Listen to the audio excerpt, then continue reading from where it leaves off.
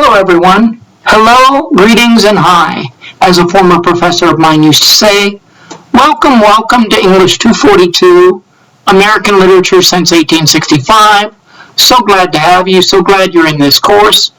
I am your instructor, Dr. James Altman. Please go ahead and call me Dr. Altman.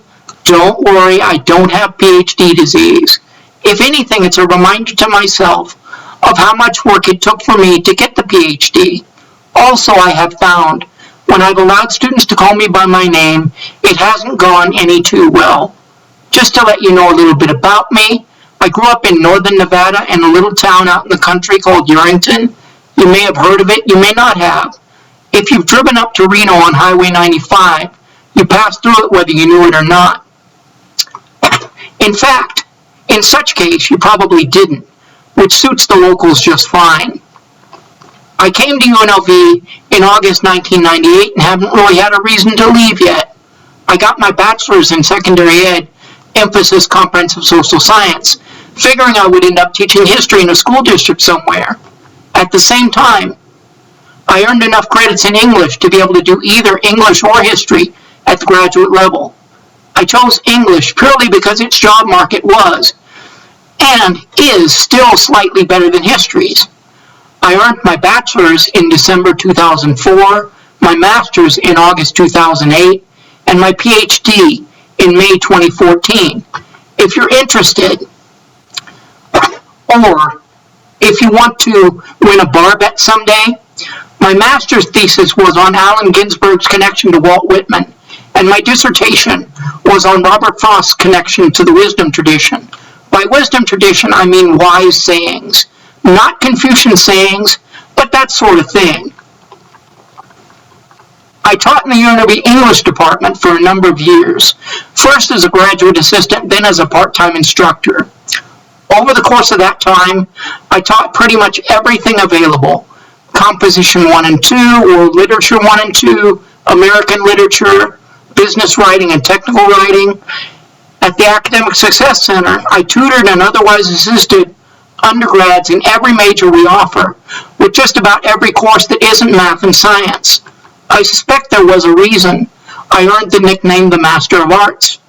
I spent several years at the UNLV Office of Accessibility Resources, helping make sure that everything faculty and staff produce is accessible to everyone, whether they have a disability or not. I then moved on to a combined role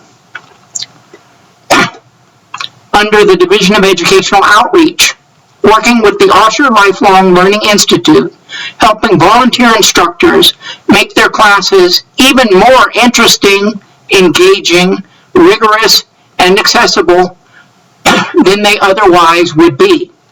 And with the Canon Survey Center, conducting and teaching others to conduct phone surveys on behalf of various public and private clients. For instance, the Nevada State Health Department, perhaps more than the others. These combined roles brought home to me the need to be ready for anything, and always to be willing to meet people where they are.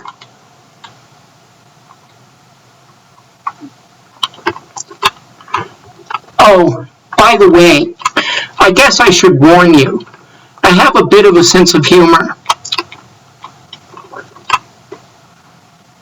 Honestly, my motto in most situations is, never take life too seriously. You'll never get out of it alive. That comes courtesy of the great sage philosopher, drumroll please, Bugs Bunny. Mind you, one of the things that I do take very seriously is your learning.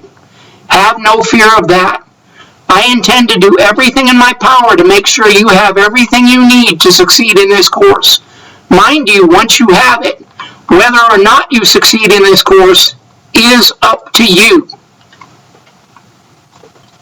As you can probably tell by looking, I am a person with a physical disability. I have cerebral palsy. Honestly, I don't think it'll have much of any bearing on this course, but it is a part of me, you know? Thus, to some extent or other, it influences how I see the world. That's one of the things, by the way, that we will be dealing with in this course, how the authors we read see their world and their place in it.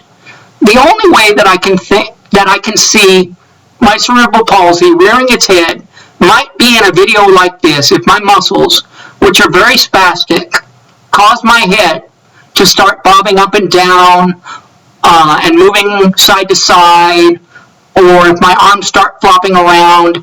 If that should happen, which, like I said, I really can't predict, please try to focus on what is being discussed rather than on what you see. As I say, I don't think it'll be an issue, especially in the online environment. Now that we've got that stuff covered, we can move on to our next video and take a look into the world of Walt Whitman.